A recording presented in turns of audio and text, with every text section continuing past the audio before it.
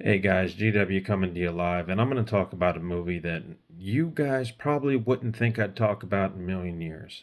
And before I do, let me give you some backstory on why I'm going to talk about this film. Um, the film in question is a movie called Still. It's a Michael J. Fox movie. It actually chronicles the rise of fame, the diagnosis of Parkinson's, and the masking of the symptoms, as well as it's intercut with real time footage of him battling the disease.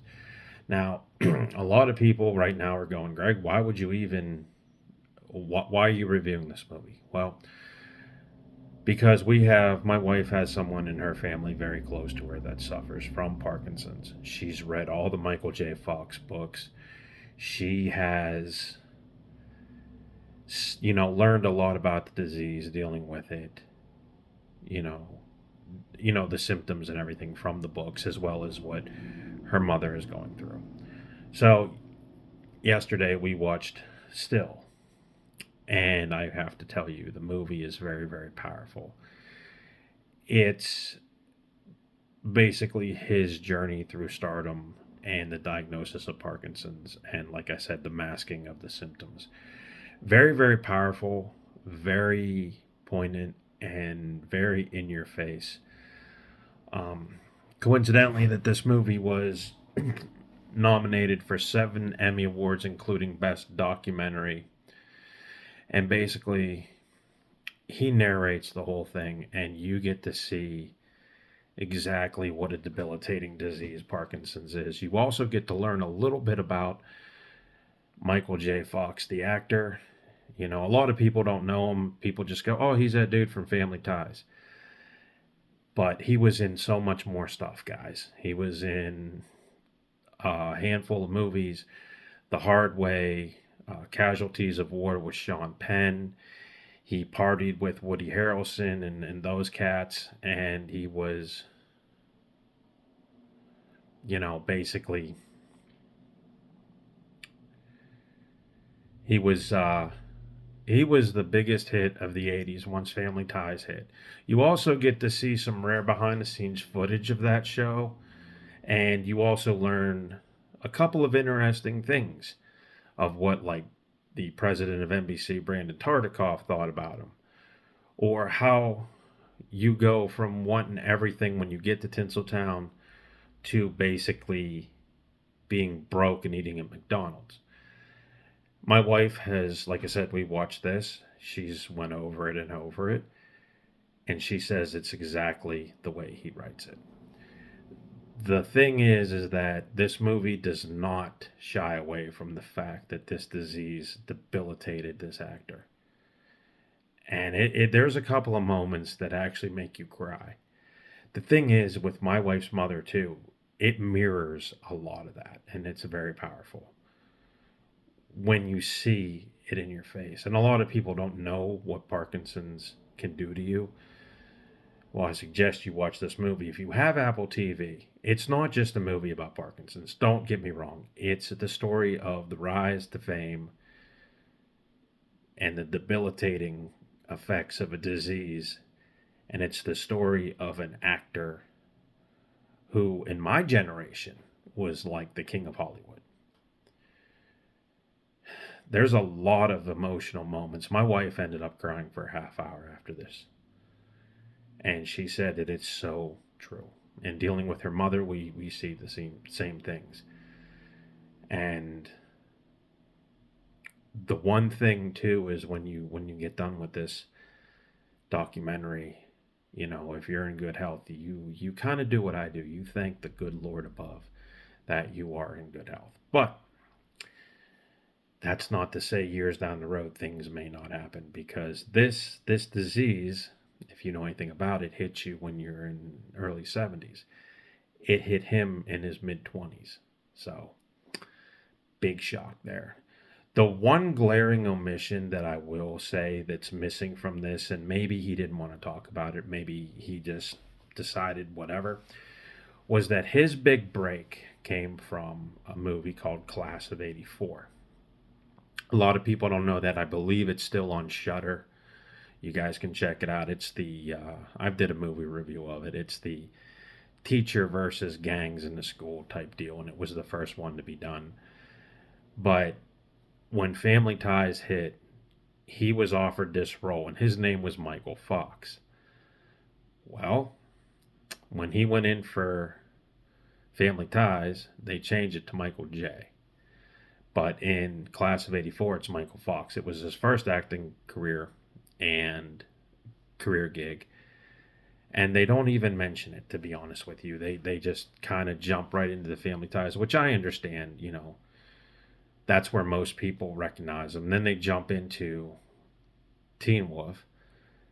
And what's interesting too is when it gets to that point in the film, there is a small segment dedicated to his work on Family Ties as well as Back to the Future. And let me tell you something, that was pretty hectic. If it's anything like the way they described, he was shooting them back to back, and his schedule was crazy. But a lot of emotional points in this film, and it's something that I normally, if I was not married or whatever, probably wouldn't watch. But then again, I probably would. But dealing with this in my family, Dawn wanted to watch it, and to tell you the truth, it's really well done. A lot of people don't know that some of his movies, he did movies over in other countries because he did not want to. He didn't want anybody to know that he had the Parkinson's. And what's interesting too is when you get to the last, I would say 45 minutes, 35, 45 minutes of the film, he talks about his work on Spin City, and you can tell he doesn't like talking about that because that is the point where he went public with it. And you learn that he was drinking really bad, and that's when he partied with Woody Harrelson. Apparently, there's a story going around the internet too that they drank snake venom, but hey, anything's possible. But he would take pills all over the place, nerve pills, to keep himself from shaking because he was afraid of what people think. But the length he went to was crazy. But I understand that. I understand that if you have a problem and you don't want to share it, you keep it hidden. And the more people that you think are looking at you, you keep it more hidden. That I understand. But very, very interesting film. And very emotional. It's an emotional, movie. But I'm not going to spend more time talking about that because I think I said Parkinson's about 50 times in this little review here. But God bless him. He's still kicking, and he and Muhammad Ali, they started the Parkinson's Foundation, which is a very, very awesome thing because at least now the disease is recognized. There's research going to it. There's all kinds of new things. And maybe one day they'll find a cure for this crippling, son of a bitch of a disease. But one can only hope. So let's move on. I read somewhere that there's going to be a Terrifier video game. And I'm like going, what? So no exact date has been set, and I'm just going by what the internet says. But you might want to check it out. What else did I read? The Exorcist Believer is going right to DVD or video on demand. And if you guys haven't got your copy, you might want to get Oppenheimer because apparently the Blu-rays and 4Ks and DVDs of this movie are constantly being put out of stock, and it's hard to find one. So hopefully, I told my wife I want a copy. Maybe we'll check it out and review it. But apparently it's one of the best films of the whole century. You might want to get that. And as we are closing in on Christmas, I'm happy to say that me and my wife got all the Christmas shopping done. think we have one thing to buy at Amazon, and that's it. If you recognize my voice, I got a little bit of a nasal drainage, whatever crap thing going on. And I wanted to mention this too. This has nothing to do with movies or whatever, but we're in Giant Eagle the other day and we're going through the soups, and apparently this has been out for a while. Ghost pepper chicken noodle soup. Now I'm going to say that again. Ghost pepper chicken noodle soup. Who in the hell is going to eat this? But apparently ghost pepper has become a flavor that, the very name of it invokes challenge, and people go, you know what? Yeah, let me see if I could do that. Yeah. But I would never touch it. I just guys wanted you to know it was on the shelf. If you guys want to try it, hey, have at it. I don't think I could bring myself to do it. I myself have eaten a couple of ghost pepper potato chips from Packy, and I'm telling you, they're nasty. There's nothing but heat. And if I were feeling a little better, I'd tell you that story too. But what the hell? So I went up to one of these areas I was cleaning at when I was a janitor, and my buddy Sean was like, "Hey, Greg, you like hot stuff?" And I was like, "Yeah, whatever," because you don't want to be a wimp in front of your friends, right? So he gives me one of these ghost pepper chips. The thing is about this big, right? That wide. So I go ahead and I eat this thing. And I was fine till I got it till about right here. And it felt like somebody had turned on a butane torch, straight down. And I thought for a minute I was going to die, right? So I went back to my lunchbox, grabbed a few Tums, incognito style, and I chugged them down. Well, that was a mistake. Because once I got them down, I burped them right back up, and all they were hot, spicy calcium. And I'm like, okay, great. Drank water, that didn't help.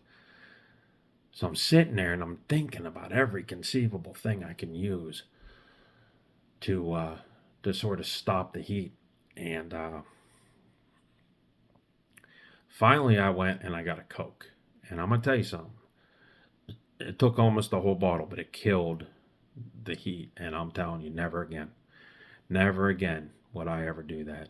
Now, the other kid in the same area, his name was Brody. He was a new kid.